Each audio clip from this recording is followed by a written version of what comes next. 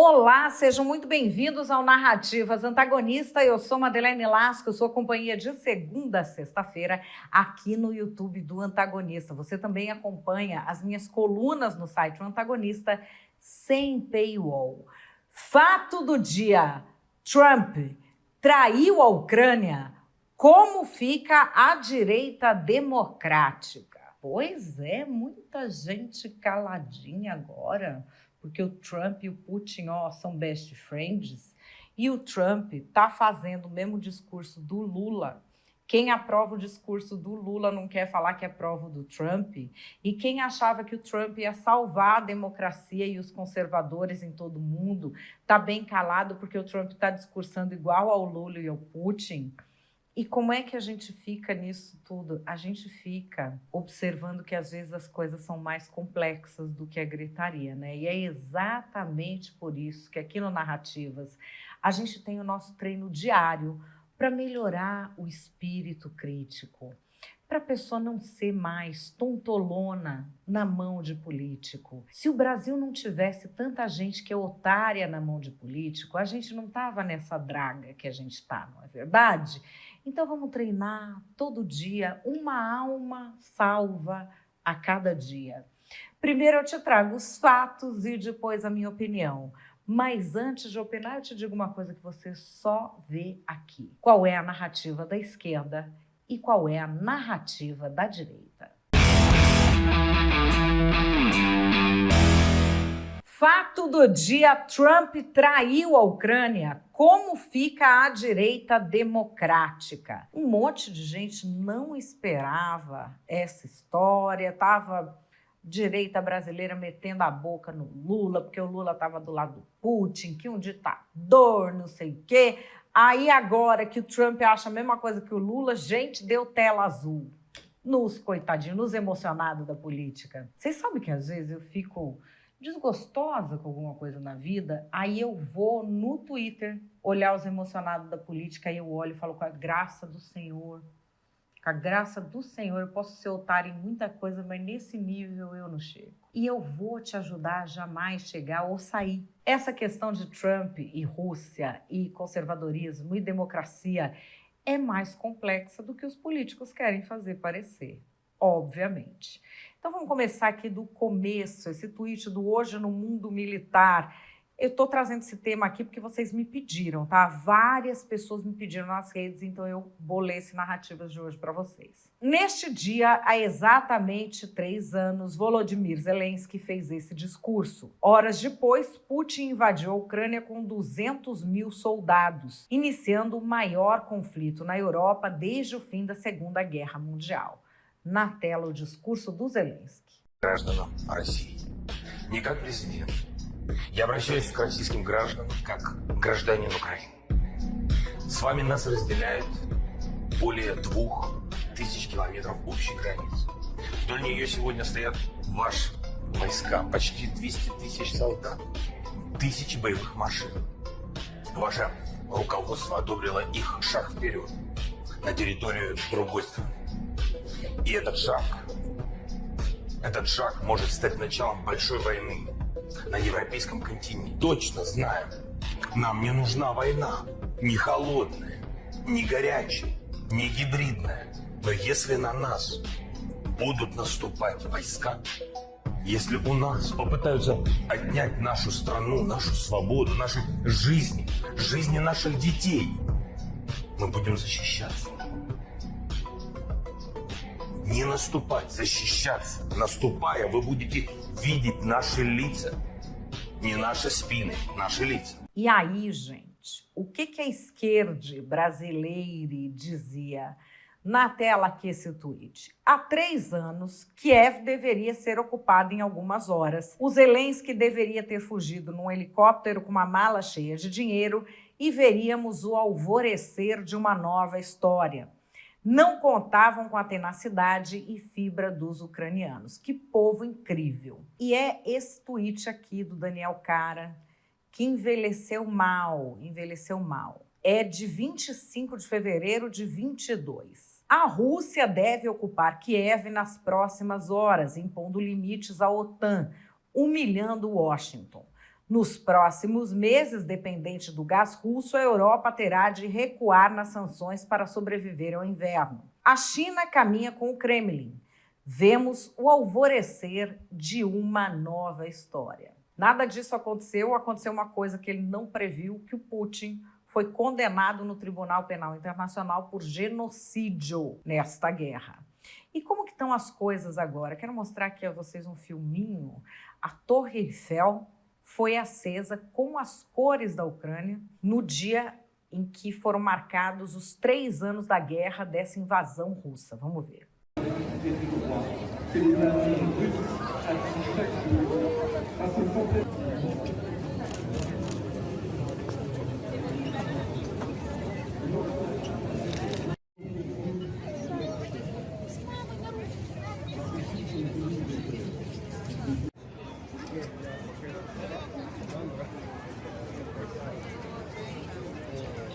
Nosso colega Sam Pancher, jornalista que trabalha no portal Metrópolis, esteve na Ucrânia recentemente. Ele fez essa postagem no Twitter dele. Esse post me lembrou uma das coisas mais aflitivas que já vi. Entrar no porão de uma escola na Ucrânia, onde todos os moradores de um vilarejo foram confinados pela Rússia por 25 dias. Quem saía era fuzilado. Quando publicamos, o Twitter estava bloqueado no Brasil. Então vale. Na tela essa reportagem dele. 2. Pegar essa estrada seria praticamente uma sentença de morte. Perto de Chernihiv e não muito longe de Chernobyl, fica o vilarejo de Iradin, que ficou 25 dias sob ocupação russa. O balanço no jardim é uma das poucas lembranças de que aqui funcionava uma escola. As janelas destruídas por artilharia russa e as caixas de suprimentos do exército de Vladimir Putin dão uma ideia do que aconteceu aqui.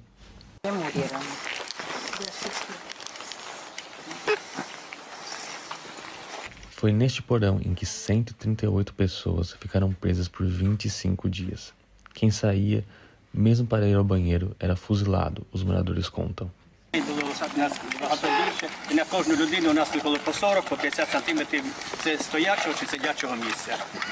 На туалеті не ходив на відра, але коли випускали нас на подвір'я, виходили до туалету, у нас робили обстріли, і майже тут неможливо було на подвір'ї знаходитися.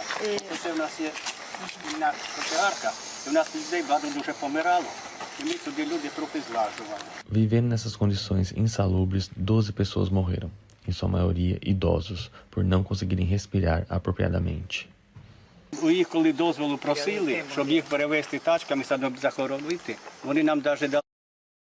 Em março de 2022, pegar essa estrada seria praticamente uma sentença de morte. Perto de Chernihiv e não muito longe de Chernobyl, fica o vilarejo de Iradin, que ficou 25 dias sob ocupação russa. O balanço no jardim é uma das poucas lembranças de que aqui funcionava uma escola. As janelas destruídas por artilharia russa e as caixas de suprimentos do exército de Vladimir Putin dão uma ideia do que aconteceu aqui.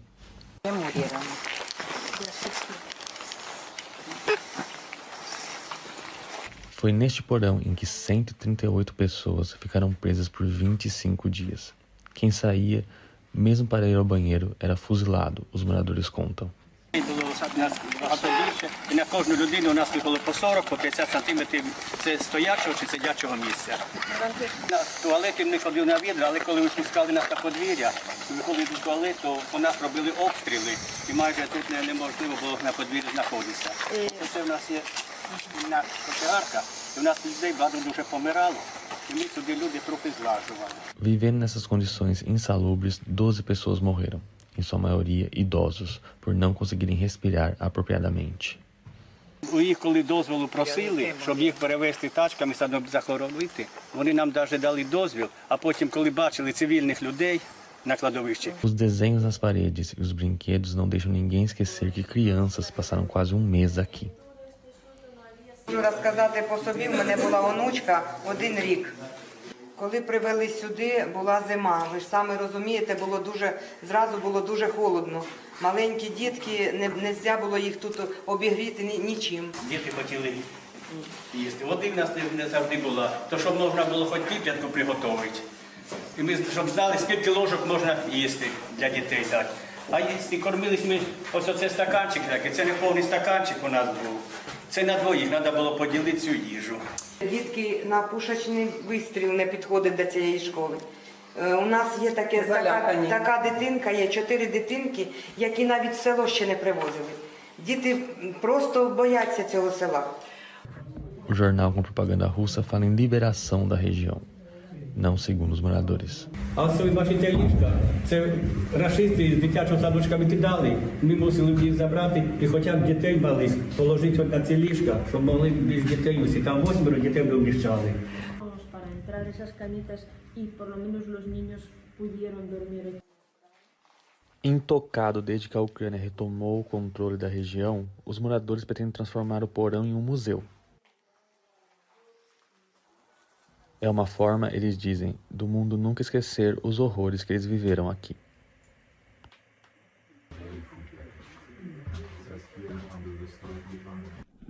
Samuel Pancher, de Yardin, na Ucrânia, para o Metrópolis.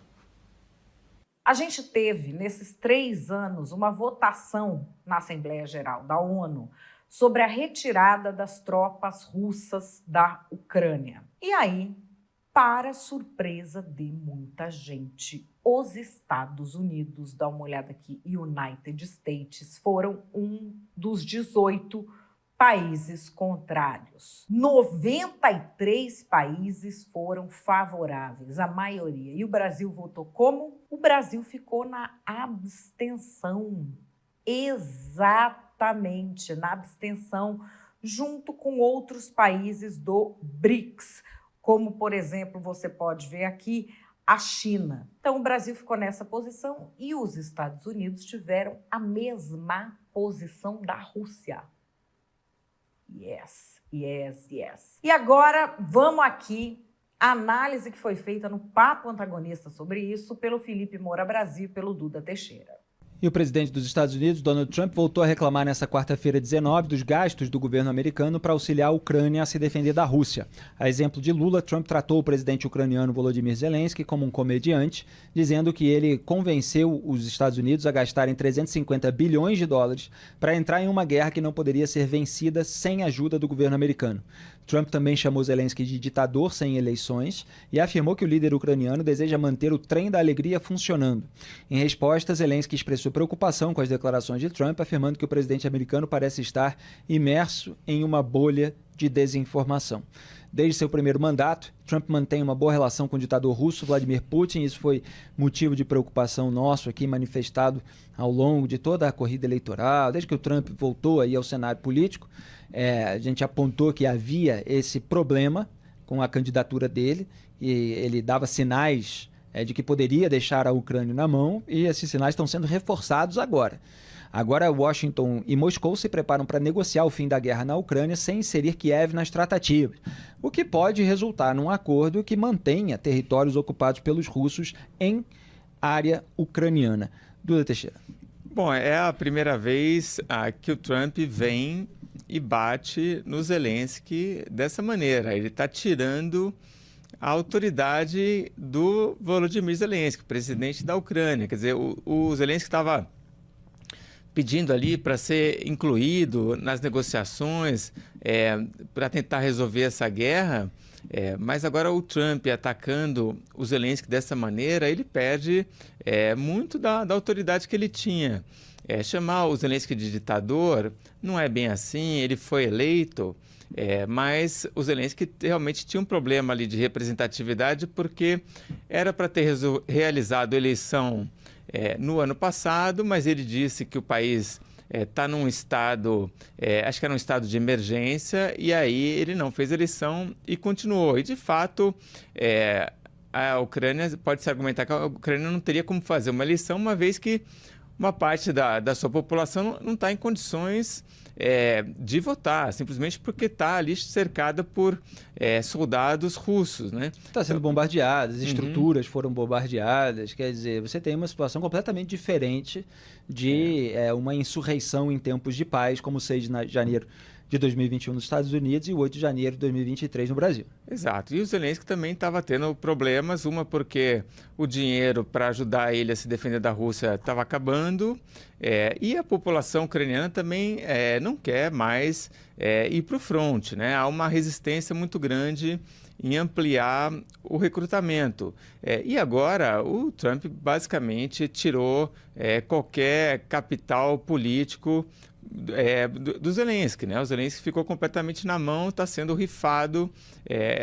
A solução da guerra aí vai ser decidida mesmo entre o Trump e o Putin. O Zelensky já está lá em atrito com o Trump, está chamando de ditador, o Trump ficou ofendido e o Zelensky falou, ó, só se ofende em ser chamado de ditador quem é. Uau, на тела. Ну, тут немає можливості для емоцій. І тому я маю прагматичний підхід до наших відносин з сьогоднішньою адміністрацією і буду продовжувати саме так, але, безумовно, я би не назвав ці слова в мою адресу від президента Трампа компліментами, м'яко кажучи. Я розумію це так, але для чого ображатись? Ображався би на слово диктатор той, хто є диктатор. А так я це сприймаю як, ну що ж, зробиш. Ну, будемо якось жити зі Сполученими Штатами Америки. Да, диктаторами точно не будемо, просто не цікаво. Не цікаво, розумієте? Я законно обраний президент, не через якусь силу, тощо прийшов до влади, не прийшов, мене обрали, 73%. До речі, парламентарів, які приходили в той же час, також ніхто не призначав, його парламент обрав народ України. Після закінчення воєнного стану будуть вибори. І люди зроблять свій вибір. Так, десятиріччя у владі не збираюсь бути. Але і Путіну бути при владі над територіями України не дамо бути. Ось і все. Тому і боремось. А слова вони пройдуть. А може і щось хороше колись скажуть. Для мене чесно важливо, що про мене думають українці. Якщо чесно. Я думаю, як і для президента Трампа. Для нього важливо, що про нього думають американці. І я думаю, саме зараз для нього це дуже важливо. Donald Trump dizendo que a guerra na Ucrânia podia acabar em semanas. O presidente americano Donald Trump se encontrou com seu colega francês nesta segunda-feira em Washington. Os dois líderes se reuniram na Casa Branca. O conflito na Ucrânia foi um dos temas da reunião. Quando perguntado por um repórter quando a guerra iria encerrar, Trump afirmou: dentro de semanas? Sim, você não acha? Eu gostaria de ouvir você. Acho que podemos acabar com isso em semanas se formos inteligentes. Se não formos inteligentes, isso vai continuar acontecendo e continuaremos perdendo pessoas jovens e bonitas que não deveriam estar morrendo. Já o presidente da França pediu que a Ucrânia deve estar envolvida nas negociações para encerrar a guerra. Na semana passada, ocorreram diálogos iniciais entre russos e americanos sem a participação do governo em Kiev ou dos europeus, o que provocou preocupações na Europa. Também nesta terça, Trump disse que um acordo com a Ucrânia sobre seus minerais está muito perto de ser alcançado. O governo ucraniano disse anteriormente que as negociações sobre o acordo que daria a Washington acesso aos minerais ucranianos em troca de proteção estavam na fase final. Teve também fact-checking ao vivo. Uma entrevista coletiva à imprensa dada pelo Emmanuel Macron e pelo Donald Trump, os dois juntos na mesma sala.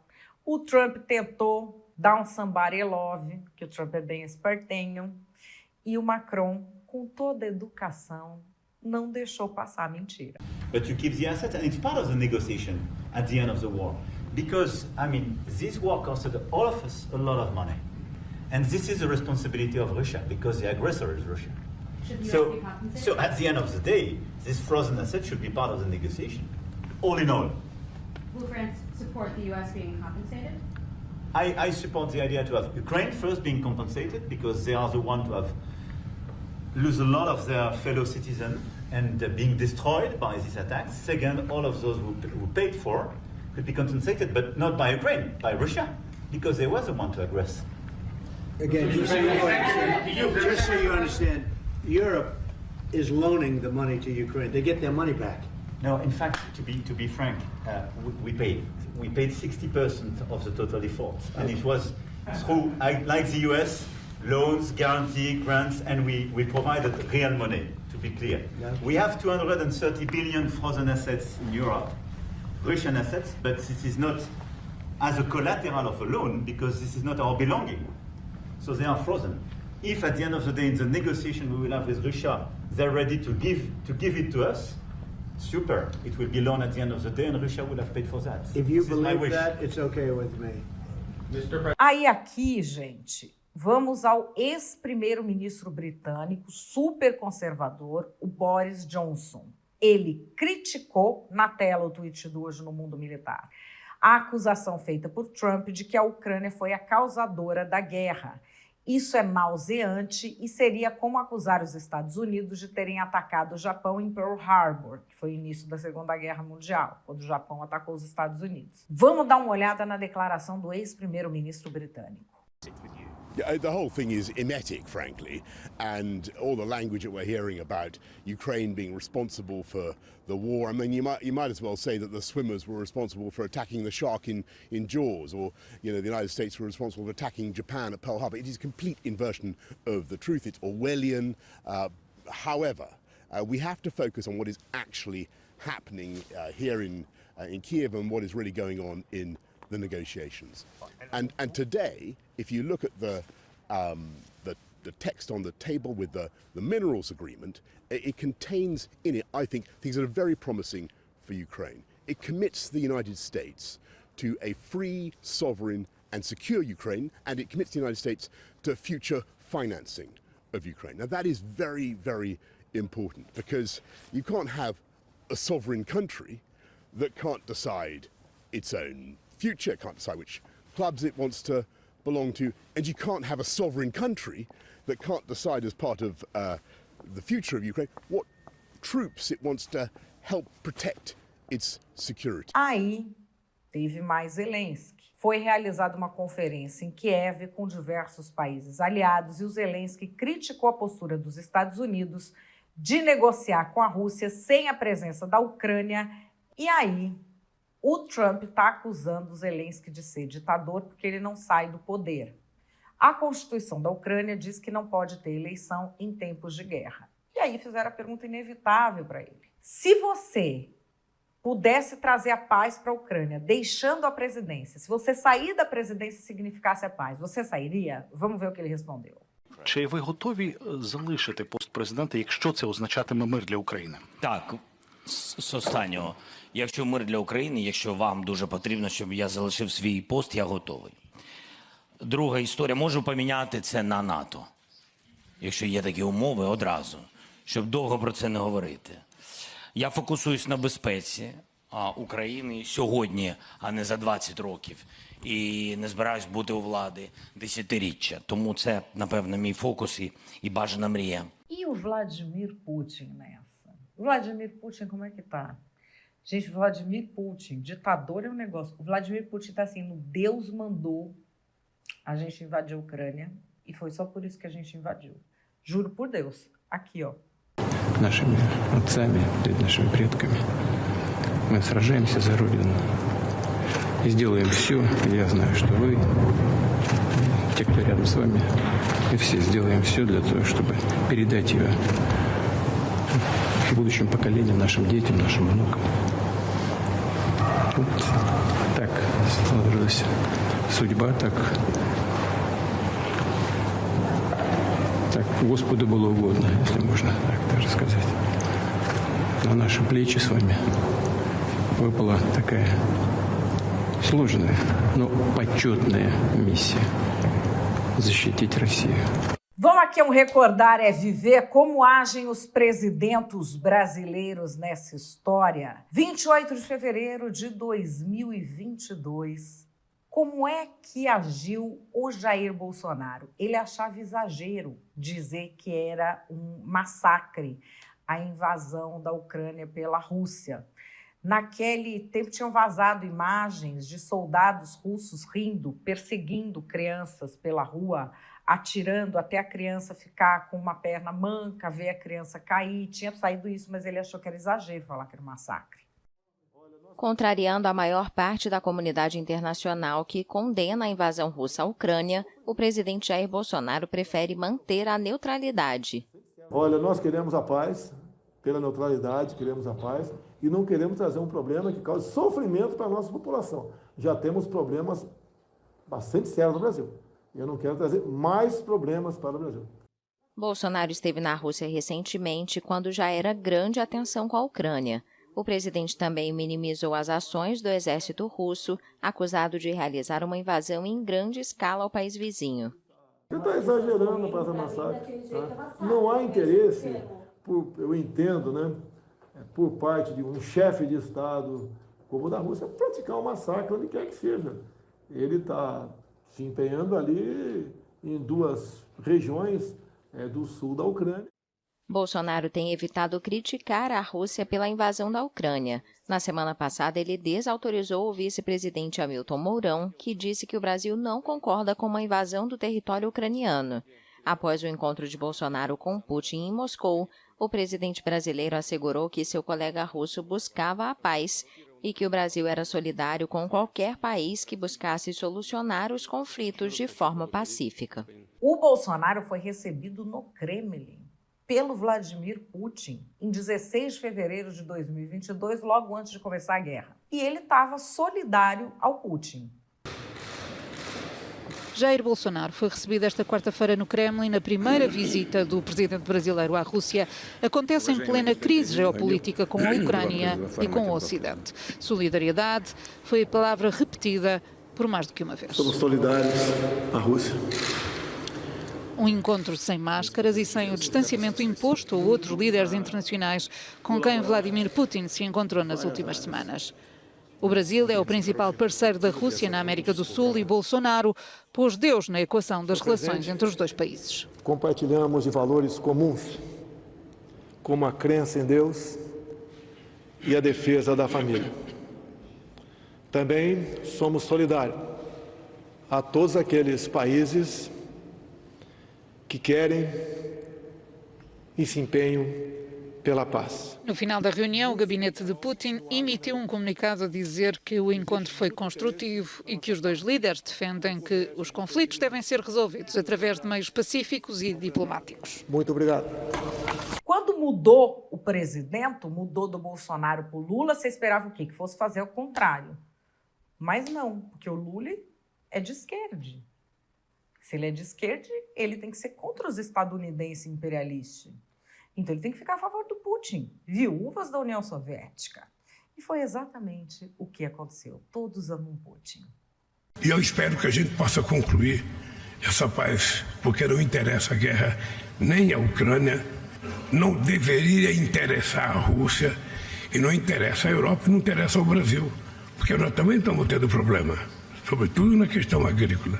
Então nós queremos paz, é só isso. E vamos continuar trabalhando. Sabe, quando eu me recusei a vender mísseis para a Alemanha, era porque os mísseis eram para a Ucrânia. E o Brasil não quer entrar na guerra. Esse é o dado concreto. O Brasil quer entrar numa zona de paz e tentar ajudar. E vamos trabalhar para isso. É essa a posição do Brasil. Aí aqui um dos momentos gloriosos da nossa diplomacia internacional, Lula falando na ONU e Zelensky reagindo. Na Ucrânia, é com pesar que vemos a guerra se estender sem perspectiva de paz. O Brasil condenou de maneira firme a invasão do território ucraniano. Já está claro que nenhuma das partes conseguirá atingir todos os seus objetivos pela via militar. O recurso a armamento cada vez mais destrutivos traz à memória os tempos mais sombrios do confronto estéril da Guerra Fria. Criar condições para a retomada do diálogo direto entre as partes é crucial neste momento. Esta é a mensagem do entendimento de 6 pontos que China e Brasil oferecem para que se instale um processo de diálogo e o fim das hostilidades. Teve resposta do Zelensky. É claro, ele questionou os pedidos do Brasil e da China para alternativas do fim da guerra que não incluíam uma retirada da Rússia, que a Rússia invadiu a Ucrânia, Por que não o fim da guerra é a Rússia parar de invadir a Ucrânia? É o questionamento dele. And ecocide and stop the destruction of nature caused by the war. And we must not allow a second or third phase of this Russian invasion. And we need to make it clear the war is over. This is the peace formula.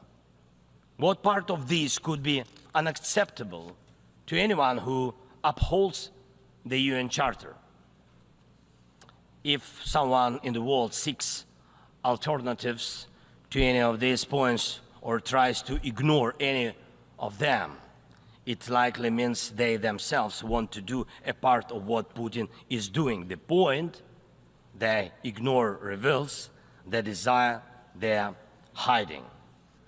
And when the Chinese-Brazilian duo tries to grow into a choir of voices, with someone in Europe, with someone in Africa saying something alternative to a full and just peace, the question arises, what is the true interest? Everyone must understand you will not boost your power at Ukraine's expense. And the world has already been through colonial wars and conspiracies of great powers and the expense of those who are smaller. Every country, including China, Brazil, European nations, African nations, Middle East, all understand why this must remain in the past. And Ukrainians will never accept why anyone in the world believes that such a brutal colonial past, which suits no one today, can be imposed on Ukraine now instead of a normal, peaceful life. E aqui, gente, a amizade, nem mesmo a força do tempo irá destruir.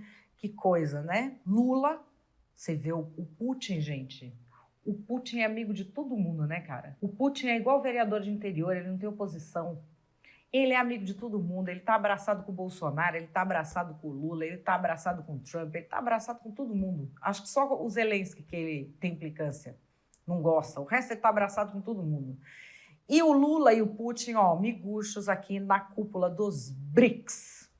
Evitar uma escalada e iniciar negociações de paz também é crucial no conflito entre Ucrânia e Rússia. No momento em que enfrentamos duas guerras com potencial de se tornarem globais, é fundamental resgatar nossa capacidade de trabalhar juntos em prol de objetivos comuns. Por isso, o lema da presidência brasileira será fortalecer a cooperação do Sul global para uma governança mais inclusiva e sustentável. Companheiros, espero vê-los na próxima cúpula para construir mais um capítulo da nossa história comum. Muito obrigado, presidente Putin, и muito obrigado aos companheiros que estão em casa. Большое спасибо, господин президент. Бразилия действительно принимает от нас председательство в БРИКС. Мы сделаем со своей стороны все возможное для того, чтобы поддержать вас и чтобы эта передача была эффективной, уверены, что лидерство БРИКС переходит в надежные руки. Спасибо большое. É aqui para finalizar, é óbvio que eu não podia deixar de fora o vídeo mais famoso no Brasil sobre guerra na Ucrânia.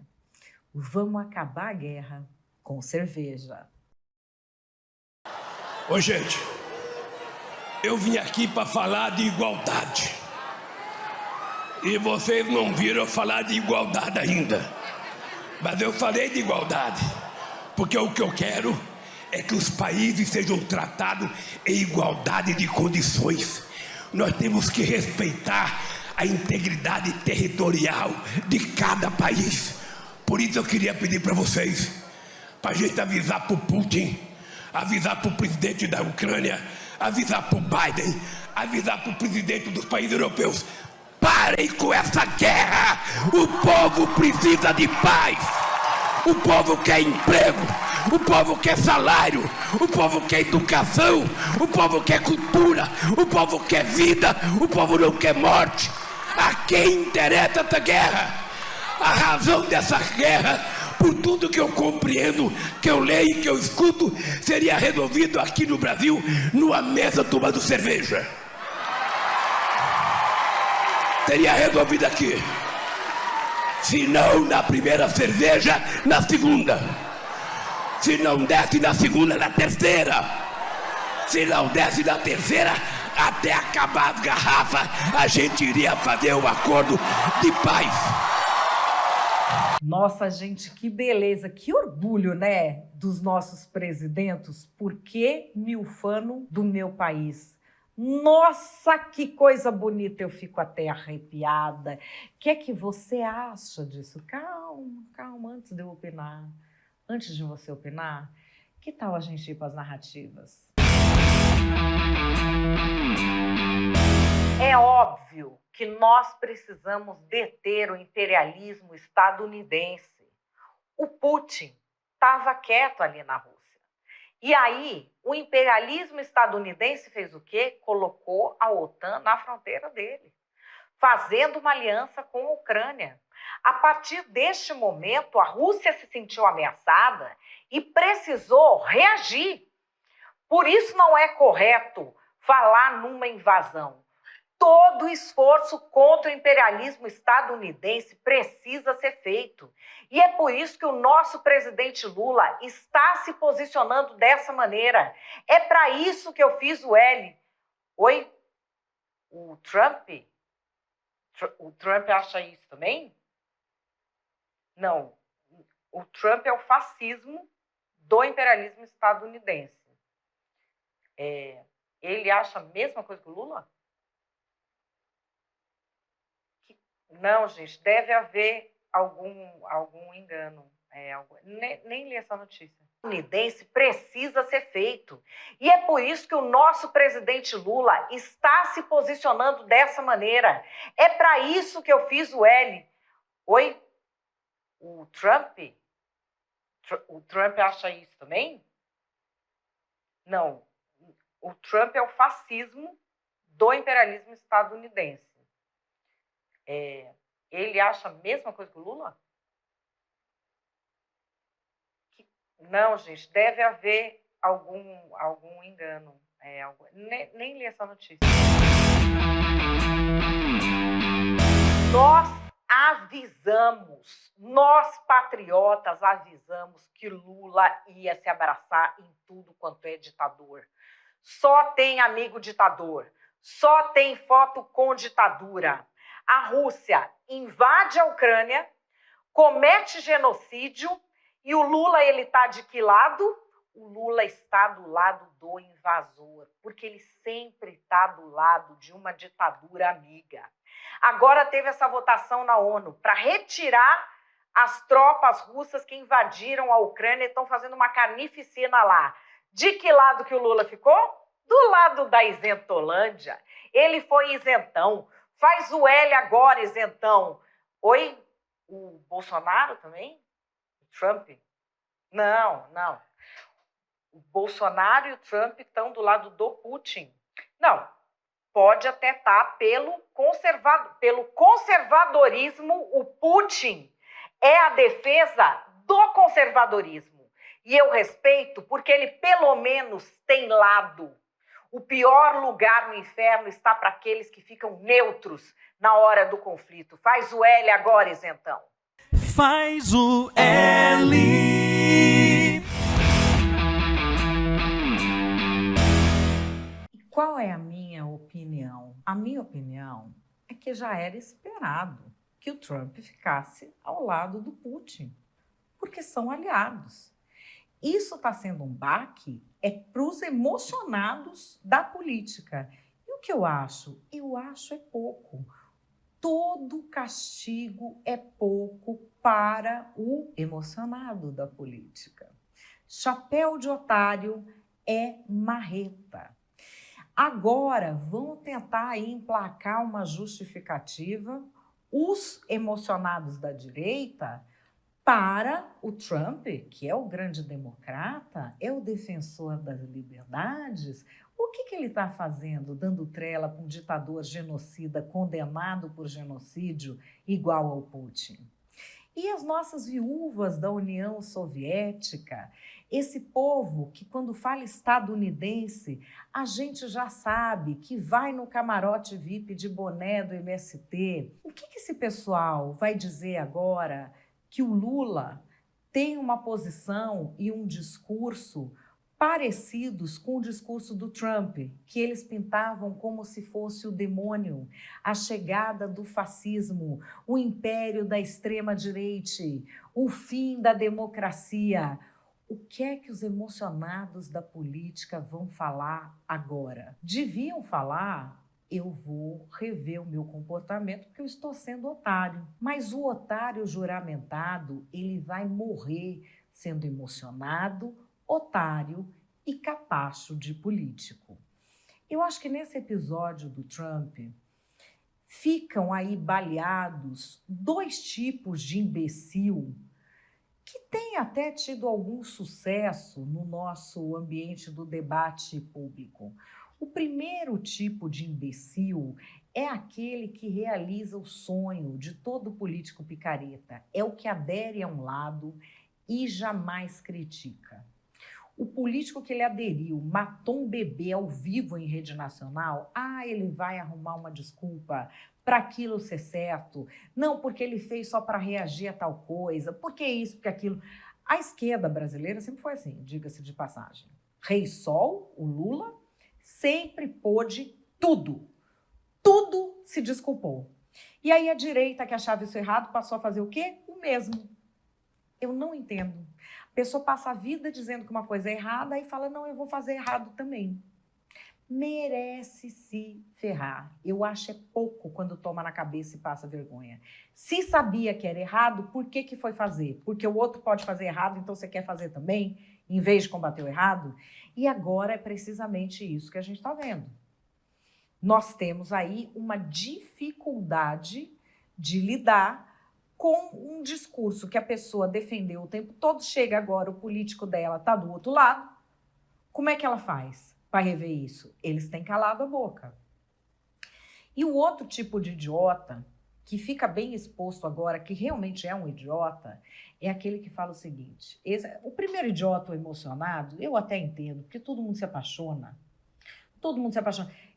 Cada um tem seu gosto, gosto não se discute. A pessoa que tem um gosto que ela se apaixona por político latino-americano. Tá pedindo. É coração de piriguete. Mas quem somos nós para julgar? Vai lá se apaixonar pelo político, quebrar a cara. Agora, o outro tipo que eu não entendo é o otário matemático. É aquele que fala assim, quem votou em fulano não pode reclamar de tal coisa. Gente, falar mal de político devia ser obrigação de todo adulto. E por que eu chamo de otário matemático? Porque se quem votou em alguém não pudesse mudar de ideia, a gente teria sempre o mesmo grupo no poder, não tinha alternância de poder. Porque aí todo mundo que votava nele, votou nele, todo mundo que votava no outro, votou no outro. É óbvio que para as coisas melhorarem num país, a gente depende de quem votou em alguém, de quem apostou as suas fichas num projeto político, estar vigilante e ter espírito crítico para criticar, sim, o projeto político em que acreditou. E a gente precisa ouvir menos a pessoa que é tão imbecil e imatura que ela fala que tem fulano não pode reclamar. É uma pessoa que tem o direito de falar isso? Eu acho que devia calar a boca, mas ela tem o direito de falar isso, porque ser imbecil é um direito inalienável do ser humano. E a lição que fica de tudo isso é o seguinte: quando alguém vier te dizer que tal político é o defensor da liberdade ou da democracia, você já sabe que está diante de um mentiroso. Não existe político para defender democracia. O que garante a democracia é cidadão vigilante e sociedade civil organizada. Não esqueça nunca disso.